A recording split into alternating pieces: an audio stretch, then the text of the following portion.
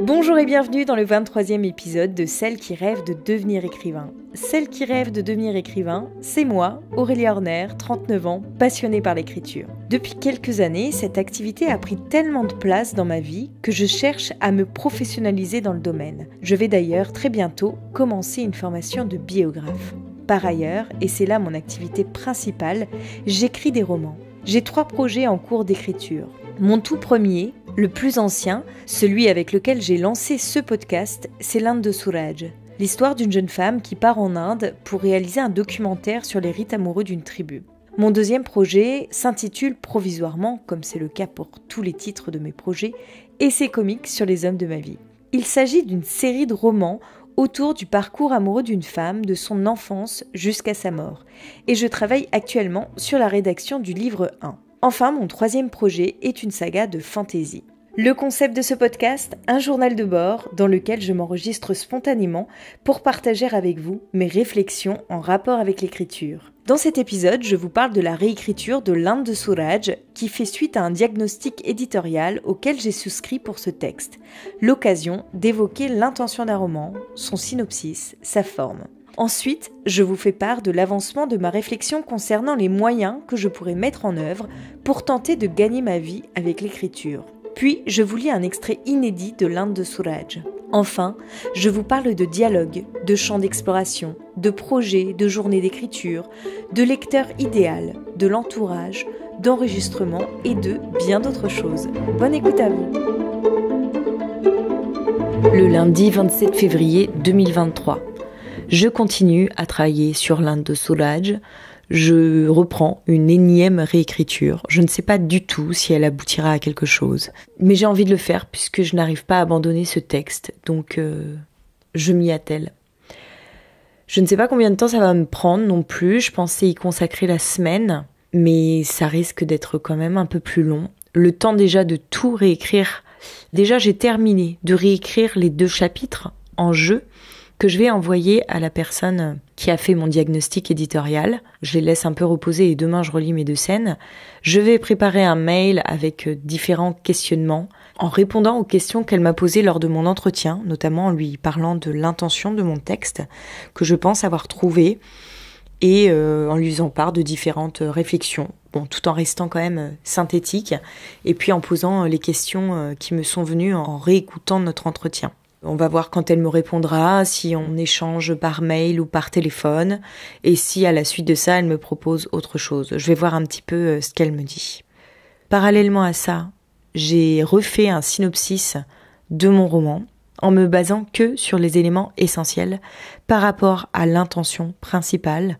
Donc j'ai écrit tout le déroulé de l'histoire, qui fait environ 4 pages. Je pense que c'est un peu long pour un synopsis, mais bon, je synthétiserai plus tard. Et en me basant sur ce synopsis, je reprends tout mon texte que j'écris en jeu. Alors il y a plein de scènes déjà qui ont sauté dans le début de mon roman parce que c'était pas forcément utile à la construction de mon intrigue. Je l'écris sous forme de carnet de bord, comme si c'était le journal de voyage de mon personnage, avec des dates. Donc à chaque fois je dois réfléchir à quel moment elle écrit ça, dans quel état d'esprit elle est au moment où elle écrit, qu'est-ce qui se passe. Et j'avance comme ça sur mon histoire, ce qui me permet d'aller d'une scène à l'autre sans forcément qu'il y ait de transition, puisqu'un journal, c'est un peu le concept du journal, et du coup d'avancer beaucoup plus vite dans mon histoire pour aller plus rapidement à l'essentiel. Rien qu'en faisant ça, en retravaillant sur les 2 premiers chapitres, j'ai déjà supprimé 2 chapitres et 6 pages. Je suis passée de 246 pages à 239. À ce rythme-là, je vais peut-être retrouver un volume raisonnable pour mon texte, ce qui ne serait pas plus mal. Je suis assez contente de faire cet exercice, même si j'ai l'impression que c'est pas du tout la première fois que je le fais. J'essaye de garder bien clair à l'esprit quelle est mon intention avec ce texte, pour pas me perdre dans mon histoire et de me laisser de nouveau embarquer par des scènes que je trouve belles et que j'ai envie de rapporter. Par exemple, j'avais une scène quand mon personnage débarque en Inde avec le taximan qui l'emmène à l'hôtel. Cette scène, si elle permet de dévoiler un petit peu ce que mon personnage vient faire en Inde, les sujets qui l'intéressent, la façon dont elle communique avec un étranger, avec une personne du pays, l'accent qui la gêne dans sa compréhension des choses, son anglais qui n'est pas terrible, n'apportait pas forcément grand-chose à l'histoire en tant que telle, quoi. C'est juste que je permettais une plongée à mon lecteur dans l'Inde que mon personnage découvre. Mais il faut pas que j'oublie que l'essentiel, c'est pas de faire voyager mon lecteur en Inde, mais c'est de lui faire vivre l'expérience que mon personnage vit. Et cette expérience, elle va se transcender, elle va prendre toute son ampleur au moment où elle rencontre le guide. Et c'est cette relation avec cet homme indien autour de la construction de son projet de film qui va donner l'ampleur à cette histoire, qui va transcender cette histoire. Le reste n'est qu'un décor. On doit sentir qu'il se dessine derrière elle, mais il ne doit pas être un élément essentiel, ce que j'ai souvent tendance à oublier, parce que j'ai envie de raconter mon voyage en Inde. Sauf que ce n'est pas le but de ce projet. Si j'avais voulu raconter mon voyage en Inde, j'aurais fait un récit de voyage. Et ce n'est pas le cas. J'ai envie de raconter une histoire. Là-dessus, j'ai vraiment tranché, même si j'ai longtemps hésité. Et depuis le départ, c'est une histoire que j'ai envie de raconter, mais je suis souvent rattrapée par, je sais pas comment dire, c'est pas vraiment mes vieux démons, mais il y a quelque chose de cet ordre-là. Tout ça pour dire que cette scène a sauté ce matin. Je l'ai retiré mon texte. Et je me dis que ces scènes ne sont pas forcément perdues. Ça sera peut-être des scènes que je révélerai comme extraits inédits sur mes réseaux sociaux pour communiquer autour de mon roman quand ce sera l'heure de le sortir. Parce que j'espère toujours pouvoir le sortir un jour. Alors je sais pas du tout quand ce sera peut-être pas lui qui sera le premier, mais en tous les cas, je ne l'abandonne pas. Je peux pas l'abandonner. À côté de ça, je cherche des moyens de gagner ma vie avec l'écriture. Et de plus en plus, je suis intéressée par le fait de monter un atelier d'écriture.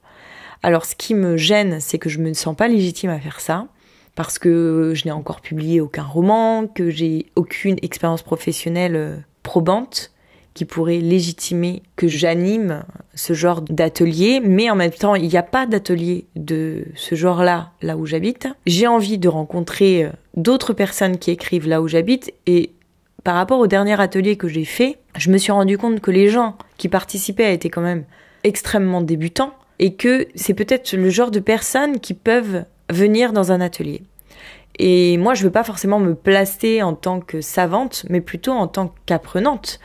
Et au-delà du fait que je peux un peu partager mon expérience, parce que j'ai quand même beaucoup appris en autodidacte, même si j'ai aucune expérience qui peut légitimer mon rôle d'animatrice, c'est aussi un moment qu'on prend ensemble pour parler d'écriture et pour s'adonner à cet art. Pour essayer de monter mon projet, je vais me faire une petite autobiographie pour légitimer ce rôle d'animatrice que je pourrais prendre. Déjà, ça pourrait me permettre de gagner en assurance par rapport à ce rôle-là, et puis mieux me vendre tout simplement. En plus de ça, je suis en train de réfléchir à créer un site internet autour de mes différentes activités, la vidéo et l'écriture, et ce texte, cette petite autobiographie pourra me permettre d'alimenter aussi ce site-là. Alors voilà, il y a beaucoup de choses en parallèle qui pourraient me permettre de mettre un pied dans l'écriture d'un côté plus professionnel. Bon, après, là où j'ai des gros doutes, c'est que je suis pas très douée pour me vendre. Alors là, je sais pas du tout comment je vais y arriver. Déjà, je sais pas tellement où il faut que je m'adresse. Je sais que je vais aller voir à la médiathèque de ma ville. C'est le premier endroit que je vais tenter. Et après, je sais pas trop où m'adresser. Mais je pense demander de l'aide, demander à mon entourage. Peut-être qu'ils pourront me donner des conseils. Le mardi 28 février 2023. Je vais vous lire un extrait de mon roman, L'Inde de Soulage. C'est la dernière réécriture que j'ai faite, que je vais renvoyer à la personne qui a fait mon diagnostic éditorial par rapport aux 2 chapitres qu'elle m'a proposé de lui renvoyer. Je m'enregistre là aussi pour pouvoir le réécouter demain, parce que parfois, le fait d'écouter mon texte plutôt que de le lire me le fait voir sous un autre angle. Souvent, quand je lis des extraits ici et que je me réécoute plus tard, je vois beaucoup plus facilement ce qui va ou ce qui va pas. Donc c'est aussi dans cette optique-là que je m'enregistre aujourd'hui. Et je me suis dit, autant vous en faire profiter. Le mardi 30 septembre 2014. J'appréhendais tellement de me perdre dans les méandres de la gare, de ne pas trouver le bon quai, de me tromper de train, de m'installer dans le mauvais wagon, que je suis arrivée ici avec 2 heures d'avance. Tout cela pour m'apercevoir que mon train a du retard. Maintenant j'attends, un sac en guise de tabouret, dans une inconfortable position. Je suis au centre de tous les regards. Seule femme blanche de la station, les yeux se posent sur moi et ne s'en détournent plus. Je n'ose même plus relever un œil de mon carnet. À chaque tentative, je croise le regard d'un homme braqué sur moi, des pupilles pleines de menaces ou de jugements, comme si je n'avais rien à faire ici et que ma solitude leur donnait le droit de me dévisager, telle une statue exposée dans un musée. Il ne manque plus que le petit écriteau qui indiquerait la main de l'artiste et l'origine de l'œuvre. Partir serait le seul moyen de m'affranchir. Mais ici, les hommes sont les maîtres du monde extérieur, dans lequel chaque femme qui y évolue s'expose à leur vue. Si je parvenais à me soustraire au regard de la gare, ce serait pour en croiser d'autres dans la rue, partout. Il y aura toujours un homme pour me dévisager et me rappeler quelque part quelle est ma place. Si les femmes m'observent tout autant, leurs regards sont moins inquisiteurs. Ils ne contiennent aucune menace, ni la moindre attention. Si j'en croise un au hasard, je peux même esquisser un sourire qui m'est souvent rendu, sans nulle autre conséquence. Des annonces incompréhensibles se succèdent dans les haut-parleurs. Elles retentissent, anéantissant tout autre bruit, précédé par un violoncent de synthétiseur.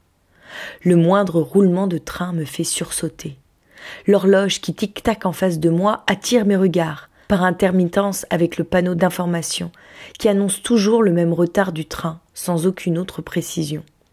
Lorsqu'un train s'arrête, je redresse la tête pour vérifier à chaque fois qu'il ne s'agit pas du mien, même si je connais déjà la réponse.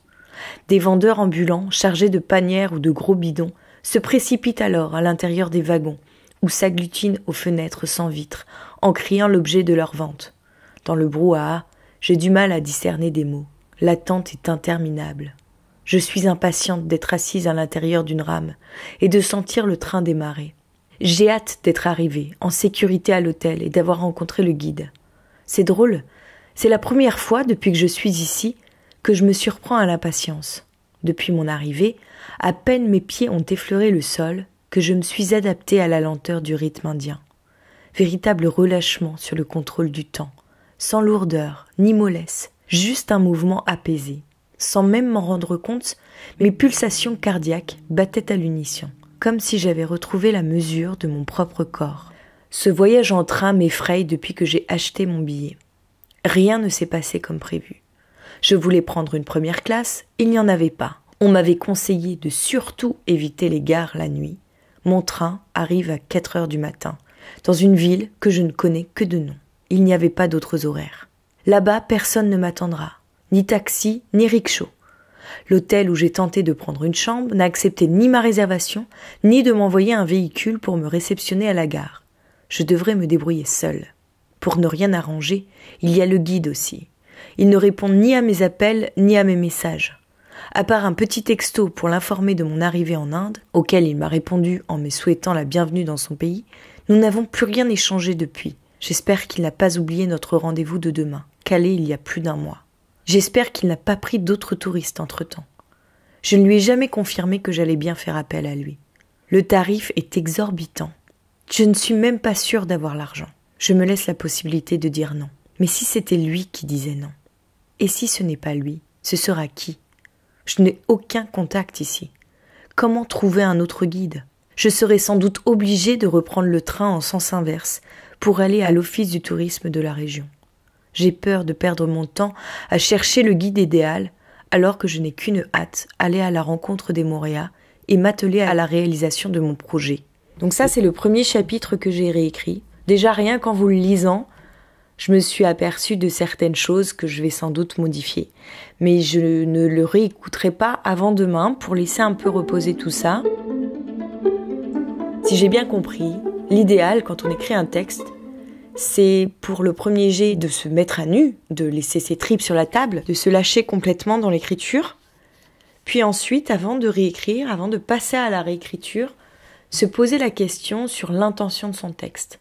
Qu'est-ce que j'ai voulu dire dans ce roman?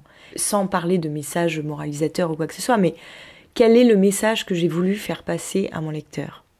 Quelle est l'intention sous-jacente? Pourquoi j'écris ce texte? Qu'est-ce que ça veut dire? En fait, à quelle question mon texte répond? Ça ne veut pas dire que j'ai trouvé la réponse.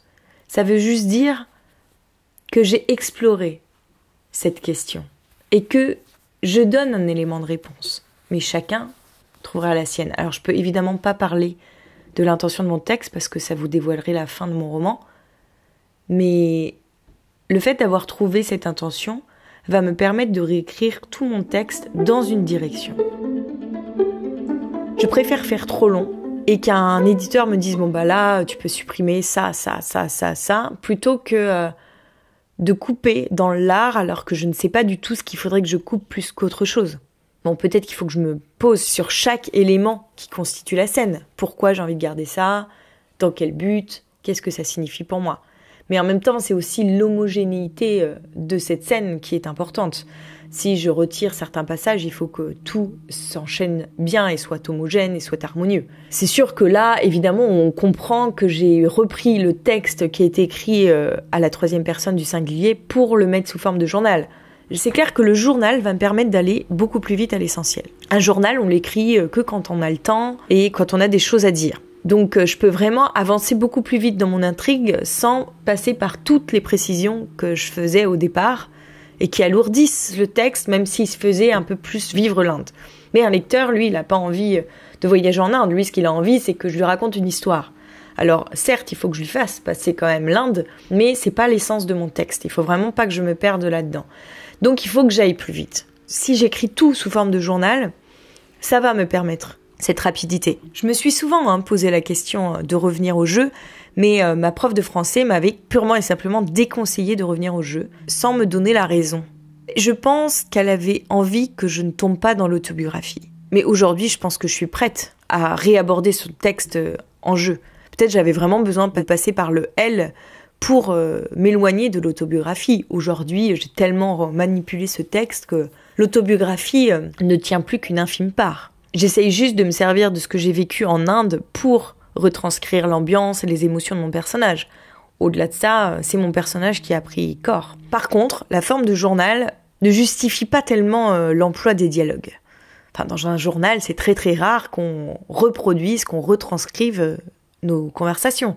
Si je le faisais quand j'étais petite parce que j'avais envie de devenir écrivain et que du coup il y avait des dialogues dans les romans que je lisais et du coup je faisais des dialogues dans mon journal intime, c'est quelque chose que je ne fais plus du tout aujourd'hui. Alors même si je m'efforce d'y revenir parce que je trouve que c'est super ces dialogues quand je peux les remettre, ça permet de rendre les choses tellement plus vivantes. Mais je tiens à les garder dans mon texte parce que je me rends compte qu'il y a beaucoup de gens qui aiment les dialogues. Moi-même, j'aime pas un texte qui n'a aucun dialogue. Des fois, je regarde combien de pages de description je vais avoir à me farcir avant de réavoir quelques dialogues. Les dialogues allègent le texte, ils changent le rythme. Et je pense que la plupart des lecteurs en ont besoin justement pour ça. On n'a pas envie de se farcir des pavés de description. On est tous un peu pareils là-dessus, à quelques exceptions près, mais vous en pensez quoi ? Quand vous voyez un texte sans dialogue, ça vous effraie pas un peu ? Bon, maintenant que j'ai fait ça, je retourne à ma séance d'écriture, je continue la retranscription sous forme de journal et on verra ce que ça donne. J'ai beaucoup aimé travailler là-dessus hier déjà. Je vais continuer aujourd'hui. Cet exercice me plaît, donc je vais le faire jusqu'au bout. Après, sans doute qu'il me faudra soit laisser reposer mon texte, soit le reprendre tout de suite pour voir là où il y a des répétitions. Parce que évidemment, je n'écris plus les choses de la même façon. J'élague énormément, donc il y a soit des choses qui vont se retrouver manquantes, soit des choses en trop. Demain, je réécoute donc les enregistrements faits aujourd'hui, je corrige les imperfections qui s'y glissent, je relis le mail que j'ai préparé à l'intention de la personne qui m'a fait le diagnostic éditorial et je lui envoie le mail avec la réécriture de ces 2 chapitres. Je pense qu'on aura soit un échange de mails, soit un petit appel pour en discuter et ensuite, soit elle me propose une suite à cette collaboration, qu'il faudra que je paye évidemment, j'imagine, soit ça s'arrêtera là. Si elle me propose un accompagnement, bon, tout dépendra du tarif, mais je crois que j'ai bien envie de me laisser tenter parce que ce texte, j'ai un petit peu des doutes quant à ma capacité à le terminer toute seule. Alors soit j'arrive à trouver une maison d'édition qui a un coup de cœur pour ce texte et qui donc me proposera de faire ce travail éditorial avec moi, mais j'ai l'impression qu'il faut quand même que je l'envoie assez abouti en maison d'édition pour qu'une maison d'édition ait un coup de cœur pour lui. Et puis à la limite, je me dis, bon, peut-être ce texte ne trouvera jamais preneur, même en payant un coach éditorial qui m'accompagne pour le retravailler. Mais au moins, je serai allée jusqu'au bout du processus. Et moi, si jamais il n'y a aucune maison qui l'accepte, si je suis contente de ce que j'ai fait au final, je l'auto-éditerai. Là, c'est juste qu'en l'état, c'est pas possible de l'auto-éditer. Parce que je me rends bien compte qu'il y a des choses qui vont pas. Et j'ai besoin d'un regard extérieur qui m'oriente. Ce texte est un champ d'exploration. Et rien que pour ça, c'était positif de travailler autant dessus. Et de continuer à travailler dessus. J'ai appris tellement de choses. Et puis, ne serait-ce qu'une chose, j'ai tellement amélioré mon style et mon écriture. Quand je revois ce que j'écrivais quand j'avais 20 ans, là aujourd'hui, lorsque je fais un premier jet, je suis déjà tellement plus satisfaite. Je suis déjà contente d'avoir réussi à lâcher ça sur le papier. Avant, j'aurais pas été capable d'écrire des textes de cette qualité. Alors, j'ai encore à m'améliorer. Un écrivain peut s'améliorer tout au long de sa vie. Mais par rapport à ce que je faisais avant, moi, je sais que j'ai fait un progrès énorme. Alors, peut-être que vous trouvez pas ça extraordinaire. Mais moi, je sais d'où je pars. Donc, je suis capable de me rendre compte de ma progression. Maintenant, j'ai d'autres choses sur lesquelles il faut que je travaille. Mais au moins, sur le style de mon écriture, c'est un peu moins ardu qu'avant. Comme j'étais bien partie ce matin, j'ai décidé de dédier ma journée à l'écriture, au lieu que ce soit le mercredi. Je préfère le faire quand je me sens dans la bonne dynamique et que j'ai aucune urgence à traiter, plutôt que de me réserver une journée spéciale et que le jour où je me réserve à l'écriture, je ne sois pas en super forme. Donc c'est aujourd'hui ma journée écriture de la semaine. J'avance à grands pas sur ma réécriture de l'Inde de Soulage. J'en suis à la page 41, il me semble.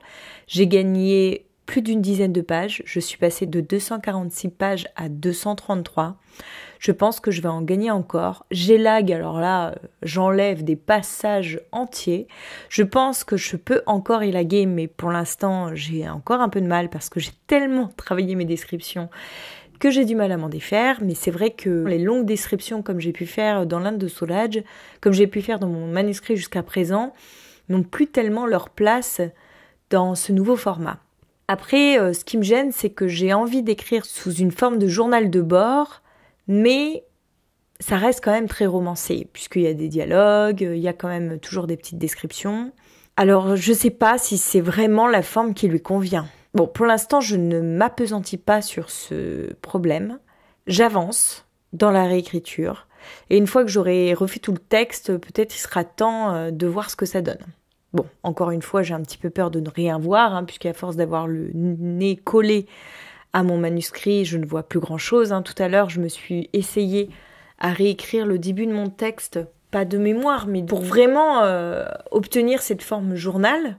Et en fait, les phrases que j'ai déjà écrites me reviennent en mémoire. Je connais mon texte presque par cœur. Donc c'est compliqué de faire rejaillir un premier jet à partir d'un texte que je connais par cœur. Donc à mon avis, c'est pas une bonne manière de procéder. Donc pour le moment, je me base sur ce que j'ai déjà écrit. Je pense que j'ai une bonne base à remodeler.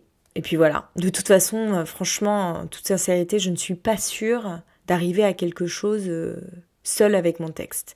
Alors ce que je peux faire, c'est que déjà, comme je vous disais tout à l'heure, je vais renvoyer mes chapitres réécrits à la personne qui a fait mon diagnostic éditorial. Et puis, si jamais il n'y a pas de suite à ça, je pense peut-être faire appel de nouveau à ma mère si elle est disponible et partante pour relire une fois de plus mon manuscrit, qui j'espère aura diminué de volume, ce qui lui permettra de le lire peut-être plus rapidement et plus facilement.